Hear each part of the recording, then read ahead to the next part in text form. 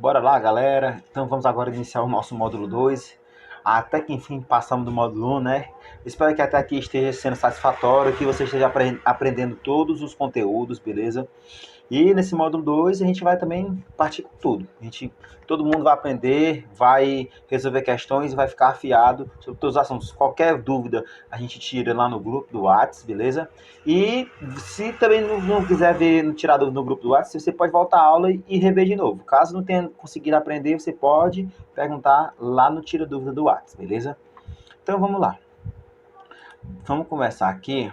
Agora nós vamos falar sobre um assuntozinho que ele é até básico, até fácil. A gente vai falar agora sobre os riscos, que são os dois. A gente vai falar nesse módulo só de dois riscos, que são os dois riscos mais básicos que a gente vai ver, porque ele está ligado à ética e à imagem da empresa.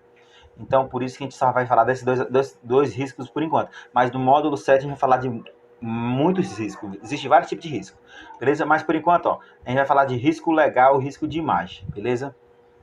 O que é o risco de imagem? É a reputação. É a imagem negativada de uma pessoa que cometeu alguma coisa, ela não fica com uma imagem ruim, uma imagem de uma pessoa ruim. A mesma coisa acontece com qualquer empresa, com qualquer gestão financeira, com qualquer negócio. Se uma empresa ela tá com aquela fama ruim de alguma coisa, ela acaba prejudicando seus negócios, beleza?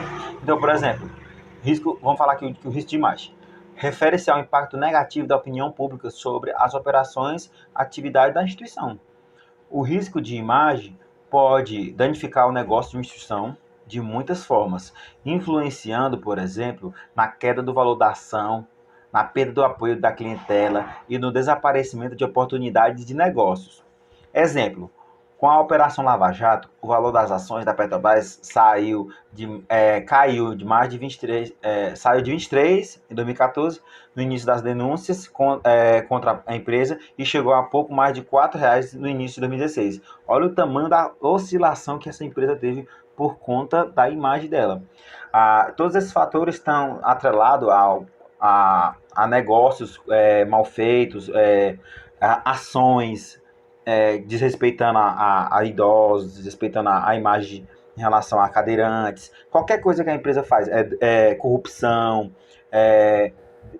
se fizer alguma coisa que esteja degradando o meio ambiente, tudo isso daí traz impacto negativo para a imagem da empresa. Então, quando vocês vê lá uma questão que falando qual que acarreta risco de imagem, se tiver lá uma das opções, ou alguma coisa que foi em relação a desrespeitando alguma lei de idosos, desrespeitando alguma coisa das mulheres, desrespeitando a raça negra, desrespeitando a, a origem, desrespeitando o meio ambiente, tudo isso daí são fatores que acarretam o risco de imagem, beleza? E agora vamos falar do risco legal. Basicamente a gente vai encerrar o módulo porque só tem esses dois riscos por enquanto, beleza? Vamos lá. O que é o risco legal? O risco legal é o risco de você não cumprir com a legalidade. Então, para que eu consiga atingir um negócio no meu ramo, se eu sou uma empresa, uma instituição financeira, eu tenho várias legislações que me fazem negociar o meu produto. Então, eu não posso fazer do jeito que eu quiser. Então, o que é o risco legal? O risco legal é aquele risco de eu não cumprir aquela legislação, cumprir os requisitos legais para aquilo. Então, a gente diz que até risco de contrato. Alguns, até esse risco é conhecido como risco de contrato. O que é o risco legal?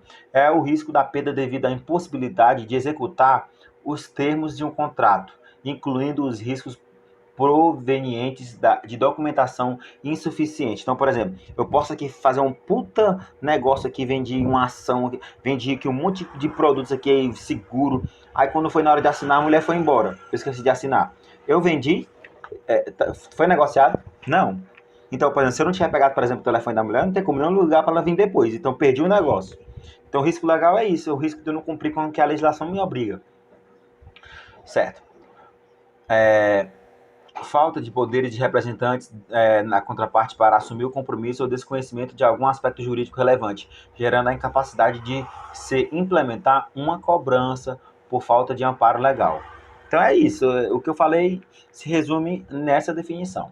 Um exemplo, há risco de perda em empréstimo de recursos a clientes que possuem garantias amplas, porém com a documentação da operação não calçada em instrumentos legais corretos, ou incompleta, ou com falta de assinaturas, ou as pessoas que assinaram não são as reais representantes, no caso de o tomador de ser uma empresa.